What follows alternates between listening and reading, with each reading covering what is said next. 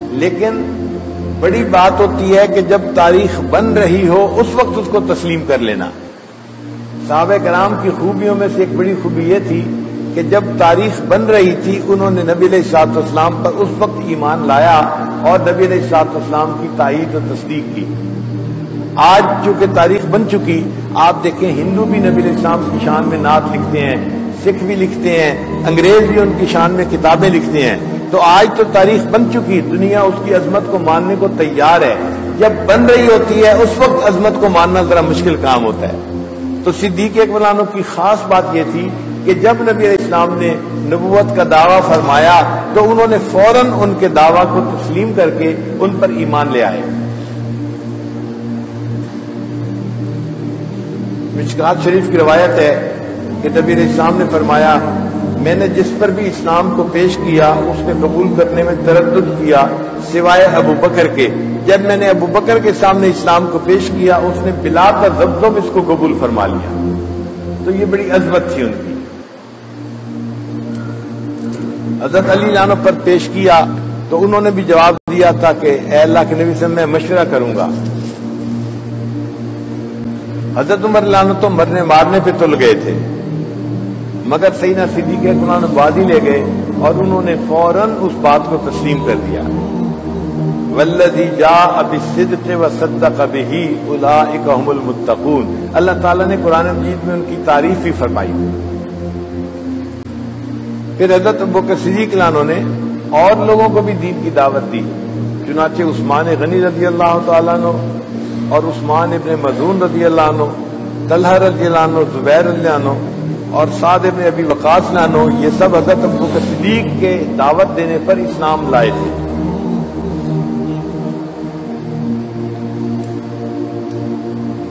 سیدنا ابوبکر صدیق عنہ نبی علیہ الصلوۃ والسلام کی خوشی اور غم کے ہر وقت کے ساتھی تھے.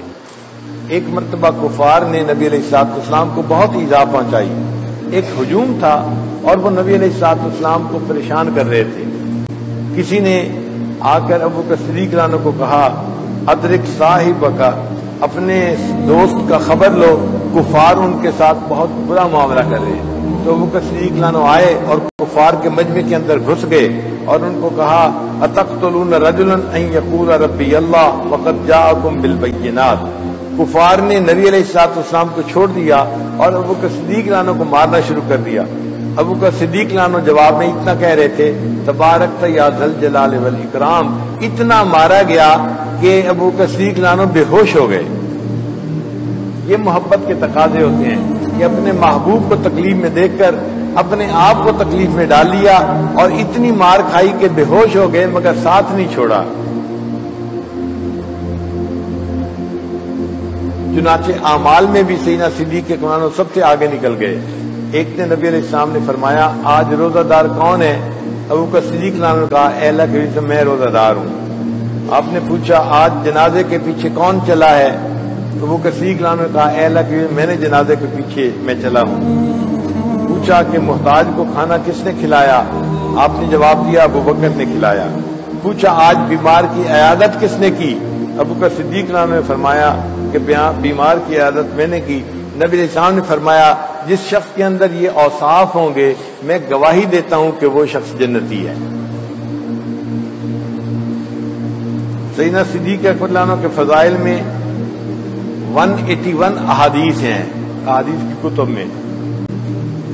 ان میں سے 88 احادیث ابو بکر و عمر دونوں کے فضائل کے بارے میں ہیں اور 17 احادیث جو ہیں وہ خلفائے ثلاثہ کے فضائل کے بارے میں اور 14 احادیث جو ہیں وہ خلفائے اربع کے بارے میں. چاروں خلفائے اربع کا تذکرہ ہے. چنانچہ ابوبکر صدیق عنہ نبی علیہ السلام کے بعد خلیفہ راشد بنے، خلیفہ اول بنے. یہ جو خلافت کی ترتیب ہے اللہ کی شان کہ یہ بھی دلائل سے ثابت ہوتی ہے. آپ دیکھیے نبی علیہ السلام نے ارشاد فرمایا خیر امتی قرنی، میری امت میں سب سے بہتر زمانہ میرا زمانہ ہے. تو کرنی کا لفظ جو ہے نا یہ بڑا بامانی زمانہ ہے. اب اس لفظ کو اگر آپ دیکھیں تو 4 جو خلفاء ہیں ان کے ناموں کا جو آخری حرف ہے اس کو ملائیں تو کرنی کا لفظ بن جاتا ہے. صدیق کی قوف، عمر کی را، عثمان کی نون اور علی کی یا. اگر ان 4 حروف کو ملائیں تو کیا لفظ بنتا ہے؟ کرنی کا لفظ بنتا ہے. اس کا مطلب یہ کہ یہ خلافت کی جو ترتیب تھی یہ بالکل ٹھیک تھی، من جانب اللہ تھی. اور ویسے بھی ایک اور دلیل سن لیجئے کہ ابوبکر رضی اللہ عنہ کا جو نام ہے وہی ان کی اولیت کی تصدیق کر رہا ہے. عربی کا قاعدہ ہے کہ جس لفظ کا مادہ کاف با کاف را ہو، حروف اصلی جو ہے نا با کاف را ہو، تو وہ اس میں اولیت ہوتی ہے. جیسے بکرا کل کے دن کا اگلا حصہ، پہلا حصہ. بکور موسم کا پہلا کھل. اور باقرہ اس لڑکی کو کہتے ہیں کہ جو پہلی مرتبہ اپنے خامد کو دیکھ رہی ہو، اس کو باقرہ کہتے ہیں. تو ابو بکر کا لفظ بتا رہا ہے کہ یہ خلافت میں پہلے نمبر پر ہی سجدے تھے اور اللہ نے ان کو خلیفہ بلا فصل بنا دیا. ایک اور بھی سن لیجئے بات کہ جتنے خلفائے راشدین تھے ان کی نبی علیہ الصلوۃ والسلام کے ساتھ رشتہ داری بھی تھی. اب رشتہ داری میں سسر کا جو مرتبہ ہوتا ہے نا وہ باپ کی مانند ہوتا ہے، اور داماد کا جو مرتبہ ہوتا ہے وہ بیٹے کی مانند ہوتا ہے. رشتے تو دونوں ہیں مگر سسر میں باپ کی سینس زیادہ آتی ہے اور داماد میں بیٹے کی سینس زیادہ بنتی ہے. اب 4 خلفاء میں سے 2 داماد تھے اور 2 سسر تھے. حضرت ابوبکر صدیق لانا بھی سسر تھے، عمر لانا بھی سسر تھے. اللہ نے ان کو پہلے خلافت عطا فرمائی اور جو داماد تھے بیٹوں کی جگہ پر تھے ان کو اللہ نے بعد میں خلافت عطا فرمائی. اور ان دامادوں میں بھی 2 داماد تھے، عثمان لانو اور حضرت علی لانو. مگر عثمان غنی لانو کے گھر میں 2 بیٹیاں تھیں، اس لیے ان کا پلہ بھاری رہا. وہ تیسرے نمبر پر خلیفہ بنے اور حضرت علی لانو پھر چوتھے نمبر پر خلیفہ بنے. تو رشتہ داری کی نظر سے دیکھیں تو بھی ترتیب خلافت یہی نظر آتی ہے، ناموں سے دیکھیں تو بھی ترتیب خلافت یہی نظر آتی ہے. تو ابوبکر صدیق لانو کو اللہ تعالیٰ نے نبی علیہ الصلوۃ والسلام کا خلیفہ بلا فصل بنا دیا. چند باتیں تھیں جن میں ابوبکر صدیق لانو پوری امت میں سب سے آگے نکل گئے. ایک تو یہ کہ مردوں میں سب سے پہلے انہوں نے اسلام کو قبول کیا. دوسرا قرآن مجید کا نام مصحف جو رکھا تو صدیق اکبر نے رکھا. پھر جامع القرآن بنے. قرآن مجید مختلف پارچات پہ چیزوں پہ لکھا ہوا تھا، ان سب کو اکٹھا کر کے ایک جگہ جمع کروانا یہ حضرت ابوبکر صدیق لانو کا کام تھا. وہ جامع القرآن بنے. پھر خلیفہ راشد سب سے پہلے انہی کو کہا گیا. پھر ایسے خوش نصیب تھے کہ ان کو اپنے والد کی زندگی میں خلافت ملی. بیٹے کو باپ کی زندگی میں اتنی عزت ملے یہ کسی کی بخت ہوتے ہیں. تو سیدنا صدیق لانو کے والد زندہ تھے اور ابوبکر صدیق لانو خلیفہ امیر المومنین بنے. پھر حضرت صدیق اکبر لانو نے بیت المال کو قائم کیا سب سے پہلے. پھر خلافت کے لیے ولی عہد کو متعین کیا. چنانچہ انہوں نے اپنی وفات سے پہلے عمر لانو کو بلایا اور عمر لانو کو کہا کہ میں اپنے بعد آپ کو اپنا نائب متعین کرتا ہوں. تو عمر لانو نے آگے سے کہا کہ میں تو اس قابل نہیں ہوں، میں اس ذمہ داری کو نہیں اٹھا سکتا. تو وہ صدیق لانو جو ہے لیٹے ہوئے تھے، اٹھ کے بیٹھ گئے اور ایک آدمی کو کہا کہ جاؤ ذرا تلوار لاؤ، میں عمر کو جو ہے نا گردن اڑاؤں. یہ کون ہے جو امیر المومنین کی بات سے انکار کرتا ہے؟ تو جب عمر لانو نے دیکھا کہ ابوبکر صدیق لانو اپنی بات میں اتنے پکے تھے تو فوراً کہہ دیا جی میں نے آپ کی بات کو قبول کیا، میں ذمہ داری کو قبول کرتا ہوں. خلیفۃ الرسول کا جو لقب تھا سب سے پہلے سیدنا صدیق اکبر لانو کے لیے استعمال ہوا. ان کو صدیق بھی کہا گیا اور عتیق بھی کہا گیا. اور امت محمدیہ میں سب سے پہلے جنت میں داخل ہونے والے سیدنا صدیق اکبر رضی اللہ تعالیٰ عنہ. پھر قرآن مجید نے حضرت ابوبکر صدیق عنہ کو چند القابات دیے ہیں، وہ بھی انوکھی چیز ہے. قرآن مجید کی آیت ہے، اللہ تعالیٰ فرماتے ہیں ان اکرمکم عند اللہ اتقاکم، کہ اللہ کے نزدیک سب سے زیادہ اکرم معزز وہ ہوگا جو تم میں سب سے زیادہ تقوی والا ہوگا. اور اللہ تعالیٰ نے قرآن مجید میں ابو بکر صدیق عنہ کے لیے اتقا کا لفظ استعمال کیا ہے، وَسَيُجَنَّبُهَا الْأَتْقَى، تو اتقا کا لفظ بتا رہا ہے کہ اللہ کے نزدیک وہ اتقا بھی تھے تو اکرم بھی وہی تھے، اللہ نے ان کو یہ اکرام بھی عطا فرمایا تھا۔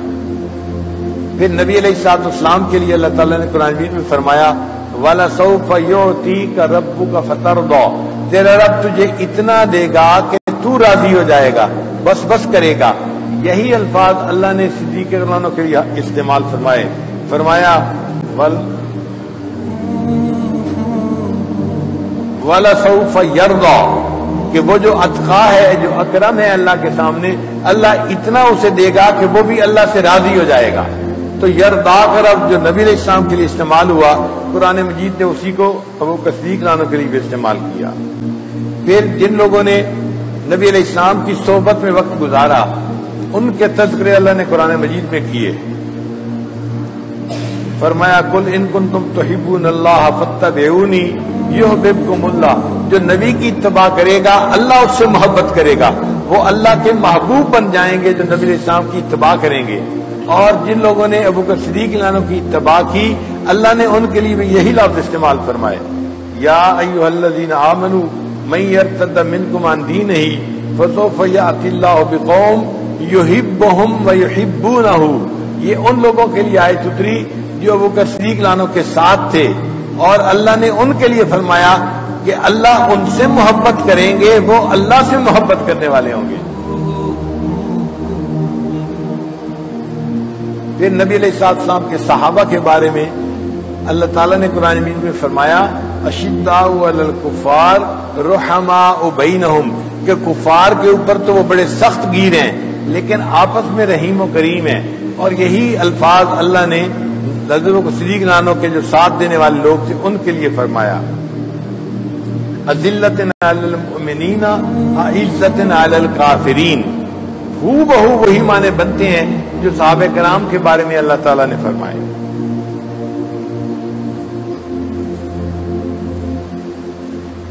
پھر بخاری شریف کی روایت ہے، عبادہ ابن صامت عنہ کہتے ہیں کہ نبی علیہ السلام نے ہم سے ایک مرتبہ یہ بیعت لی، لا نخاف لومۃ لائم، دین کے معاملے میں ہم کسی ملامت کرنے والے کی ملامت کی پرواہ نہیں کریں گے۔ تو یہ نبی علیہ السلام کے صحابہ سے بیعت لی گئی، اور یہی صفت ابو بکر صدیق عنہ کا ساتھ دینے والے جو لوگ تھے ان میں تھی۔ چنانچہ اللہ تعالیٰ نے قرآن مجید میں فرمایا ولا یخافون لومۃ لائم،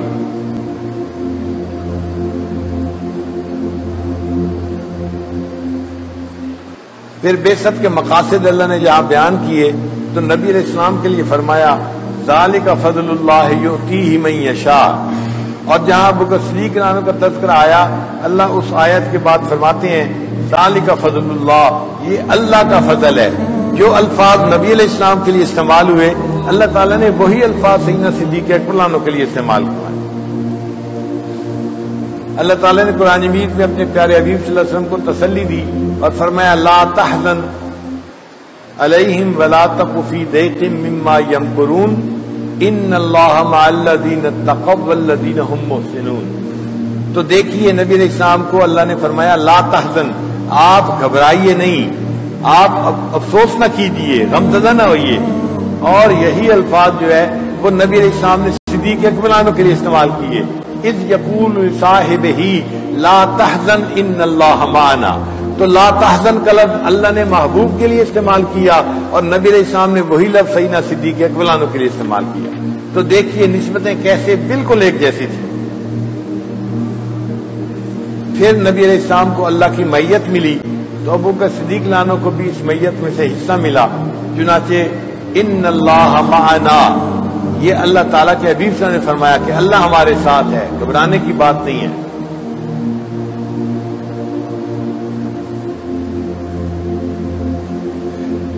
اور نبی علیہ السلام نے ابو بکر صدیق عنہ کے لیے استعمال کیا ثانیہ اثنین، دو میں سے دوسرا، کہ نبی علیہ السلام اور صدیق اکبر عنہ دو تھے غار ثور کے، تو نبی علیہ السلام نے ان کو کہا دو میں سے دوسرا، تو یہ ثانیہ اثنین کی نسبت بھی ابو بکر صدیق عنہ کو نبی علیہ السلام کے ساتھ ملی۔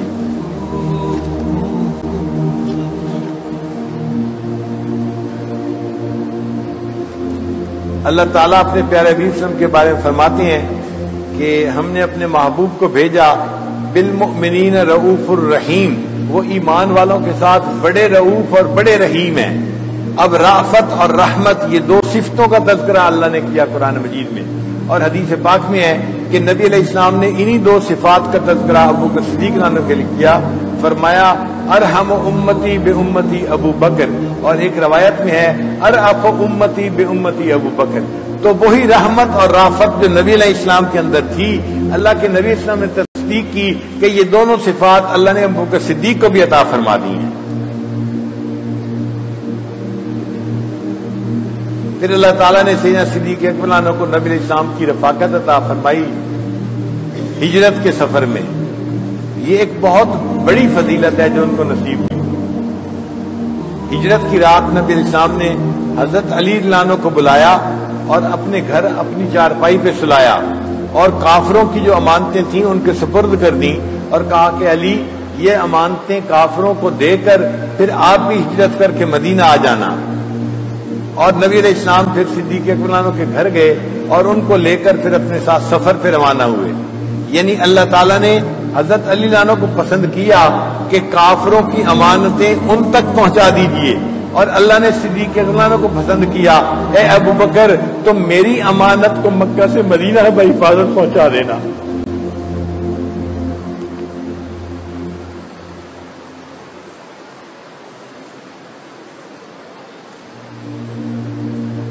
حضرت ابو بکر صدیق رضی اللہ عنہ جاتے ہوئے جو کچھ اپنے پاس مال تھا وہ ساتھ لے گئے کہ شاید راستے میں ضرورت پڑے گی۔ بعد میں ان کے والد نے بچیوں سے بیٹیوں سے پوچھا کہ کیا کچھ چھوڑ کے گئے ہیں، تو انہوں نے ایک کپڑے کے اندر کچھ پتھر ڈال کے اپنے نابینا دادا کو دکھا دیا کہ دیکھیں ہمارے پاس بہت کچھ ہے اس کپڑے کے اندر۔ نبی علیہ السلام ابو بکر صدیق رضی اللہ عنہ کے ان جو ہے وہ تعاون سے اور مدد سے بہت زیادہ خوش تھے۔ ابو بکر صدیق رضی اللہ عنہ خود تو سفر میں ساتھ نکلے ہی صحیح، اپنے بیٹے عبد الرحمن سے کہا بیٹا سارا دن مکہ والوں کی باتیں سننا اور رات کے اندھیرے میں آ کر ہمیں حالات حاضرہ کی اطلاع دے دینا۔ اپنے غلام کو کہا کہ بکریاں چرانے کے بہانے تم فلاں جگہ پہ آنا اور ہمیں دودھ پلا دینا۔ اپنی بیوی کو کہا آپ نبی علیہ السلام کے لیے کھانا تیار کرنا، اور اپنی بیٹی اسماء رضی اللہ عنہا جو بڑی تھی، عائشہ رضی اللہ عنہا کی بڑی بہن تھی، ان کو کہا تم چھوٹی بچی ہو کوئی تم پہ شک بھی نہیں کرے گا، تم یہ کھانا ہمیں فلاں جگہ پہنچا دینا تاکہ میں اپنے محبوب صلی کو کھانا کھلا سکوں۔ کھانا کھلانے کی بھی ترتیب بنا دی، دودھ پلانے کی بھی ترتیب بنا دی، خبریں پہنچانے کی بھی ترتیب بنا دی، اور خود بھی ساتھ ہو گئے نبی علیہ السلام کی رفاقت میں۔ دیکھیے خدمت کا حق ادا کر دیا۔ ایک ہجرت کا رفیق تھا ابو بکر صدیق رضی اللہ عنہ، اور ایک معراج کے رفیق تھے حضرت جبرائیل علیہ السلام، مگر ان دونوں میں فرق ہے۔ جو معراج کا رفیق تھا وہ آیا نبی علیہ السلام کو معراج کی رات جگانے کے لیے، اور جو ہجرت کا رفیق تھا نبی علیہ السلام ہجرت کی رات خود ان کے گھر گئے ان کو جگانے کے لیے۔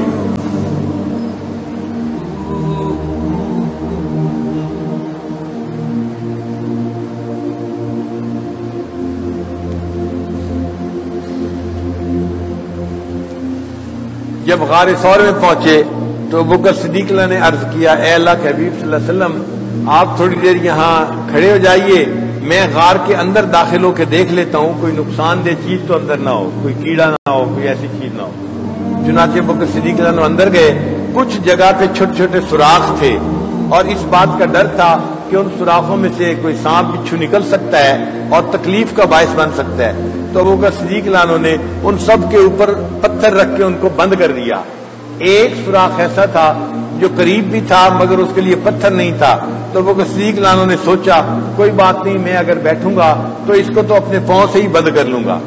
چنانچہ ابو بکر صدیق اللہ عنہ بیٹھ گئے اور عرض کیا اے اللہ کے حبیب صلی اللہ علیہ وسلم آپ تشریف لائیے اور ابو بکر کی گود میں سر رکھ لیجئے اور اب آپ آرام فرمائیے، کیونکہ اللہ کے حبیب صلی اللہ علیہ وسلم پوری رات کے جاگے ہوئے تھے اور تھکے ہوئے تھے اور بہت نیند آئی ہوئی تھی۔ سبحان اللہ، دو گودیں تھیں، نبی علیہ السلام نے ان گودوں میں سر رکھا، ایک گود تھی عائشہ صدیقہ کی، تو نبی علیہ السلام نے ان کو صدیقہ کائنات بنا دیا. اور دوسری گود تھی ابو بکر صدیق لانو کی. نبی علیہ غار ثور میں اس نے سر رکھ کے آرام فرمایا اور ان کو صدیق کائنات بنا دیا. آج عاشق اپنے معشوق کے لیے حسرت کرتے ہیں ہم ہی ہم ہو، تیری محفل میں کوئی اور نہ ہو. ہمیں محبوب کے ساتھ تخلیہ چاہیے، الگ وقت چاہیے، کوئی ڈسٹرب کرنے والا نہ ہو. مگر عاشقوں کی مراد پوری نہیں ہوتی. اس دنیا میں سیدنا صدیق عنہ وہ عاشق صادق تھے، اللہ نے ان کی مراد کو پورا کر دیا. ان کے محبوب ان کے سامنے ہیں، گود میں سر رکھا ہوا ہے، اور وہ صدیق عنہ اپنے محبوب کے چہرے کا دیدار کر رہے ہیں. آج کوئی عاشق کتاب کھول کے بیٹھتا ہے تو کہتا ہے کتاب کھول کے بیٹھوں تو آنکھ روتی ہے، ورق ورق تیرا چہرہ دکھائی دیتا ہے. اے میرے محبوب، میں کتاب کھول کے بیٹھتا ہوں، مجھے کتاب کا ہر ورق تیرا چہرہ نظر آتا ہے. لیکن ابو بکر صدیق عنہ کی قسمت ہی دیکھیے، ان کے سامنے کتاب نہیں تھی بلکہ خود محبوب کا چہرہ ان کے سامنے تھا، اور وہ بیٹھے ہوئے اس محبوب کا دیدار کر رہے تھے. کائنات نے ایسا نظارہ نہیں دیکھا ہوگا. ایک طرف عشق صدیق تھا اور دوسری طرف حسن رسول تھا. اور ابو بکر صدیق عنہ کی قسمت دیکھیے کہ وہ 3 دن رات جو ہے اس حسن کا نظارہ کرتے رہے اور ان کو ڈسٹرب کرنے والا کوئی تھا ہی نہیں. حضرت مولانا تعالی شاہ صاحب بخاری رحمۃ اللہ فرماتے تھے کہ اے ابو بکر، میں جب غار ثور کے بارے میں سوچتا ہوں تو مجھے یوں محسوس ہوتا ہے کہ آپ کی گود ایک رحل کی مانند ہے اور نبی علیہ السلام کا چہرہ انور کھلے قرآن کی مانند ہے. ابو بکر، تو مجھے ایک قاری نظر آتا ہے، تو بیٹھا ہوا اس قرآن کی تلاوت کر رہا ہے.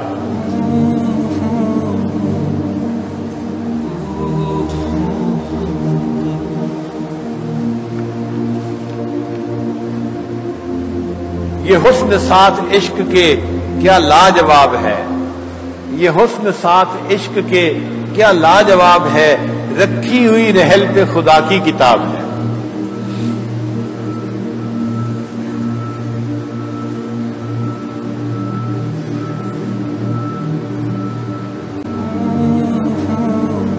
جہاں سیدنا صدیق عنہ نے پاؤں رکھا ہوا تھا اس سوراخ کے اندر کوئی سانپ تھا، کوئی کیڑا تھا.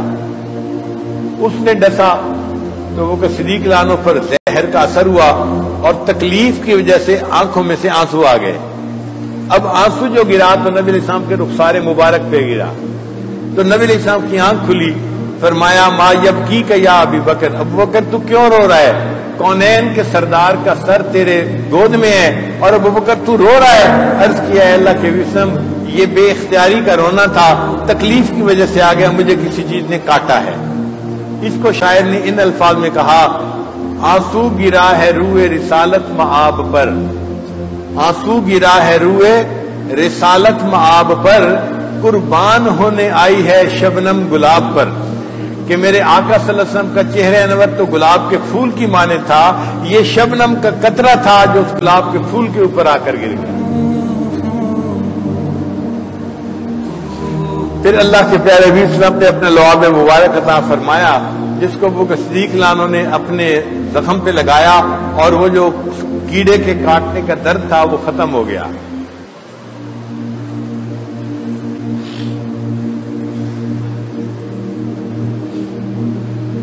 جو معراج کی شب نبی علیہ السلام کا ساتھی تھا اس کو اللہ نے فرشتوں کا سردار بنا دیا، اور جو ہجرت کی شب نبی علیہ السلام کا ساتھی تھا اللہ نے اس کو صحابہ کا سردار بنا دیا. تو سیدنا صدیق اکبر عنہ باقی سب لوگوں سے بازی لے گئے، چنانچہ نبی علیہ السلام کی محبت میں سب سے آگے بڑھے ہوئے تھے، اول نمبر لے گئے تھے. ایک مرتبہ نبی علیہ السلام نے فرمایا، حبب الی من دنیاکم ثلاث، تمہاری دنیا میں سے مجھے 3 چیزیں بہت پیاری ہیں، بہت اچھی لگتی ہیں. ایک اطیب خوشبو، دوسرا نیک بیوی، اور تیسرا میری آنکھوں کی ٹھنڈک نماز میں ہے. یعنی مجھے دنیا کی 3 چیزیں پیاری ہیں، ایک خوشبو پیاری ہے، ایک بیوی پیاری ہے، اور ایک نماز پیاری ہے. 3 چیزیں مجھے پیاری ہیں. اور نبی علیہ الصلوۃ والسلام کی باتوں میں ذرا دیکھیے اللہ نے کیا وسعت دی ہوئی تھی کہ ان 3 باتوں میں دنیا کی تمام نعمتیں آ جاتی ہیں. ایک انسان خوشبو استعمال کرتا ہے جب نہا دھو لیتا ہے، جسم پاک صاف ہوتا ہے. خوشبو نہانے سے پہلے نہیں استعمال ہوتی، نہانے کے بعد استعمال کی جاتی ہے. تو خوشبو سے انسان کا جسم معطر ہو جاتا ہے، پاک صاف ہو جاتا ہے. اور جب انسان اپنی بیوی سے ملاپ کر لیتا ہے تو اس کے دماغ کی سوچ پاک ہو جاتی ہے. اور جب انسان نماز پڑھ لیتا ہے اس سے انسان کا دل پاک ہو جاتا ہے. تو جسم بھی پاک ہو گیا، دماغ بھی پاک ہو گیا، دل بھی پاک ہو گیا. نبی اسلام کو یہ 3 چیزیں پسند تھیں. محبوب صاحب نے فرمایا مجھے 3 چیزیں پسند ہیں. ابو بکر صدیق فوراً اٹھے، اے اللہ کے حبیب مجھے بھی 3 چیزیں بہت پسند ہیں. پوچھا ابو بکر کون سی 3 چیزیں؟ اے اللہ کے حبیب صلی اللہ علیہ وسلم پہلی چیز آپ کے چہرے انور کو دیکھتے رہنا، آپ کے چہرے انور کو دیکھتے رہنا، یہ چیز مجھے بہت پسند ہے. اور دوسرا اپنا مال آپ کے اوپر خرچ کرنا. اور تیسرا میری بیٹی آپ کے نکاح میں ہے، عائشہ رضی اللہ عنہا آپ کی بیوی ہے، اس لیے مجھے یہ 3 چیزیں بہت پسند ہیں. سیدنا صدیق اکبر عنہ اپنا پورا مال نبی علیہ السلام پہ خرچ کر دیتے تھے. ایک دن اللہ کے حبیب صلی اللہ علیہ وسلم نے دیکھا کہ ابو بکر صدیق عنہ بیٹھے ہوئے دعا مانگ رہے ہیں اور رو رہے ہیں. پوچھا ابو بکر صدیق کیا دعا مانگ رہے تھے؟ اے اللہ کے حبیب صلی اللہ علیہ وسلم میں تاجر ہوں، میرے پاس مال ہے، میں آپ کی خدمت میں پیش کرتا ہوں، لیکن پیش کرنے والا ہاتھ اوپر کہا جاتا ہے اور لینے والا ہاتھ نیچے کہا جاتا ہے. جب میں دیتا ہوں تو مجھے احساس ہوتا ہے میں کہیں بے ادبی کا مرتکب تو نہیں ہو رہا. میں اللہ سے دعا مانگ رہا ہوں، اے اللہ میرے محبوب صلی اللہ علیہ وسلم کے دل میں ڈال دیجئے وہ ابو بکر کے مال کو اپنے مال کی طرح استعمال کیا کرے، دینے کی بھی ضرورت پیش نہ آئے. چنانچہ اتنا مال خرچ کیا کہ نبی علیہ السلام نے ایک موقع پہ بلا کر کہہ دیا ابو بکر میں نے دنیا میں سب کے احسانات کا بدلہ دے دیا، ابو بکر تیرے احسانات کا بدلہ قیامت کے دن اللہ دے گا. کتنے احسانات کیے ہوں گے اللہ کے نبی صلی اللہ علیہ وسلم پر کہ نبی علیہ السلام نے فرمایا میں نے دنیا میں سب کے احسانات کے بدلے دے دیے، ابو بکر تیرے احسانات کا بدلہ قیامت کے دن اللہ دے گا. علامہ اقبال نے بڑے پیارے لفظوں میں بات کی ہے. وہ کہتے ہیں ایک دن رسول پاک نے اصحاب سے کہا دے مال راہ حق میں جو ہوں تم میں مالدار. ارشاد سن کے فرتے طرف سے عمر اٹھے، اس روز ان کے پاس تھے درہم کئی ہزار. دل میں یہ کہہ رہے تھے کہ صدیق سے ضرور بڑھ کر رکھے گا آج قدم میرا راہوار. لائے غرض کے مال رسول امی کے پاس، ایثار کی ہے دست نگر ابتدائے کار. پوچھا حضور سرور عالم نے اے عمر، اے وہ کہ جوش حق سے تیرے دل کو ہے قرار، رکھا ہے کچھ عیال کی خاطر بھی تو نے کیا، مسلم میں اپنے خیش و اقارب کا حق گزار. کی عرض نصف مال ہے پر زند و زن کا حق. اے اللہ کے وسلم میں اپنا آدھا مال اپنے گھر میں بیوی بچوں کے لیے رکھ کے آیا ہوں اور باقی آدھا مال آپ کی خدمت میں پیش کرنے کے لیے لایا ہوں. کی عرض نصف مال ہے پر زند و زن کا حق، باقی جو ہے وہ ملت بیضا پہ ہے نثار. اتنے میں وہ رفیق نبوت بھی آ گیا جس سے بلائے عشق و محبت ہے استوار. لے آیا اپنے ساتھ وہ مرد وفا سرشت، ہر چیز جس سے چشم جہاں میں ہو اعتبار. بولے حضور چاہیے فکر عیال بھی، کہنے لگا وہ عشق و محبت کا رازدار. اے تجھ سے دیدہ و مہ انجم فروغ گیر، اے تیری ذات باعث سے تکوین روزگار. پروانے کو چراغ ہے بلبل کو پھول بس، صدیق کے لیے ہے خدا کا رسول بس. تو سیدنا صدیق اکبر کو نبی صاحب پہ ایسی محبت تھی اپنا پورا مال ان کی خدمت میں پیش کر دیا تھا. لا الہ الا اللہ، لا الہ الا اللہ، لا الہ الا اللہ، لا الہ الا اللہ، لا الہ الا اللہ، لا الہ الا اللہ، لا الہ الا اللہ.